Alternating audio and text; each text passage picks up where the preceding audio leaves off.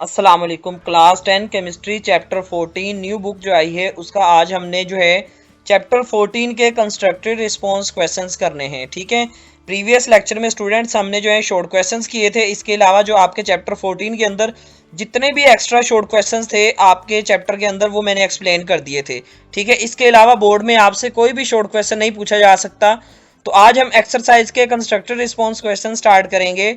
तो सबसे पहले जो हमारे पास कंस्ट्रक्टेड रिस्पॉन्स क्वेश्चन में क्वेश्चन है वो है differentiate between evaporation and boiling. Boiling और इवेपोरेशन में क्या फ़र्क है। ठीक है, तो आप जो है इसके ये सारा टेबल अपने आपने कर लेना है।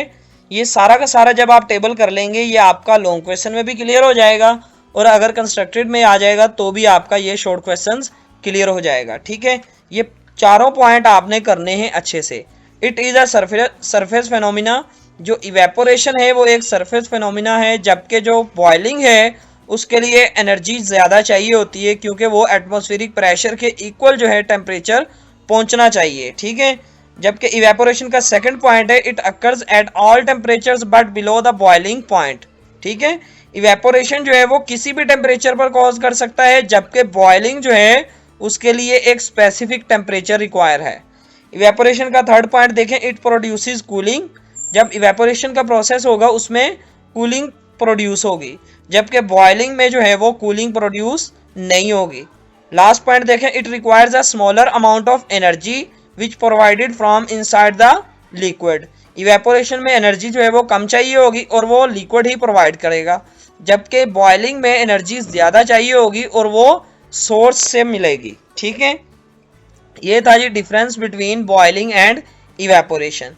अब सेकंड क्वेश्चन देखें 14.2, describe how boiling is related to the external pressure. ठीक है, बॉइलिंग जो है वो एक्सटर्नल प्रेशर के साथ किस तरह से रिलेट करती है।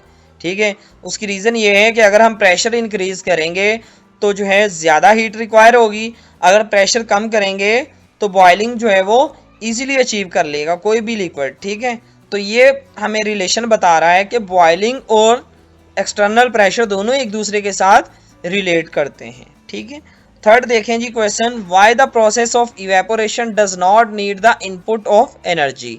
इवेपोरेशन के लिए एनर्जी क्यों नहीं चाहिए। ठीक है, इवेपोरेशन के प्रोसेस के लिए एनर्जी क्यों नहीं चाहिए।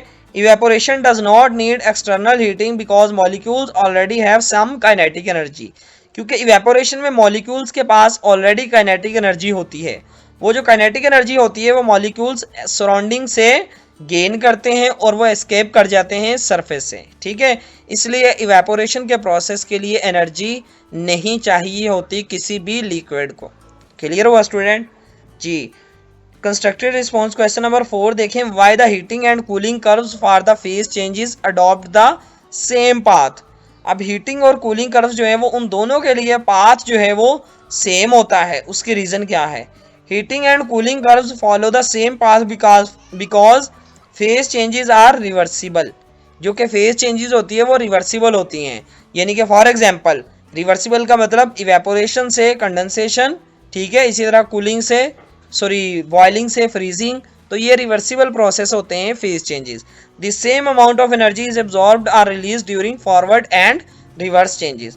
सेम वही एनर्जी जो है वो रिलीज होगी या एब्जॉर्ब होगी जब वो रिवर्स फेज में आएगा। ठीक है, यानी कि आप ये कह सकते हैं जब इवेपोरेशन से कोई भी चीज़ जो है वो वेपर्स में चेंज होगी उतनी ही एनर्जी जो है वो रिलीज करेंगे मॉलिक्यूल जब वो कंडेंसेशन फेज से गुजरेंगे। क्लियर हुआ स्टूडेंट जी।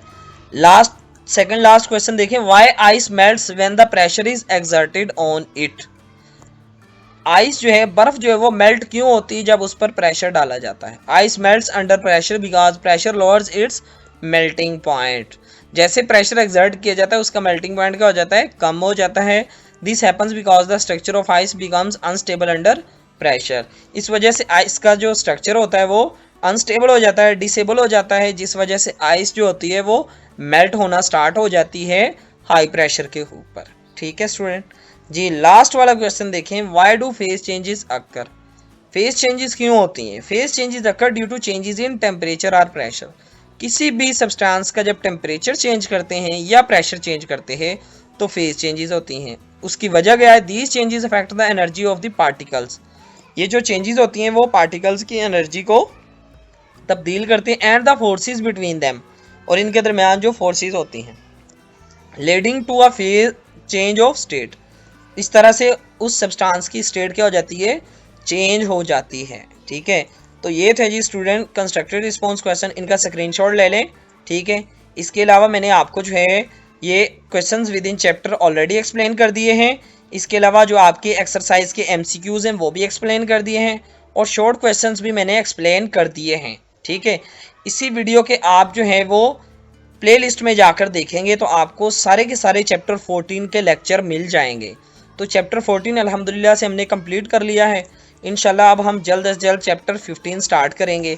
आप हमारे साथ बोर्ड की तैयारी करते रहें, इंशाल्लाह लास्ट तक आपकी केमिस्ट्री की तैयारी अच्छी हो जाएगी।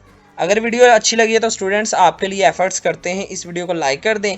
अगर चैनल पर फर्स्ट टाइम आए हैं तो चैनल को सब्सक्राइब करके बेल आइकन प्रेस कर दें। बेल आइकन आप इसलिए प्रेस करने को मैं कहता हूं ताकि आपको सारे के सारे लेक्चर्स मिलते रहें, केमिस्ट्री के भी, फिजिक्स के भी, बायो के भी, इंग्लिश के भी। ठीक है स्टूडेंट्स, मिलते हैं जी नेक्स्ट लेक्चर में, तब तक के लिए अपना बहुत सारा ख्याल रखना। अल्लाह हाफिज़।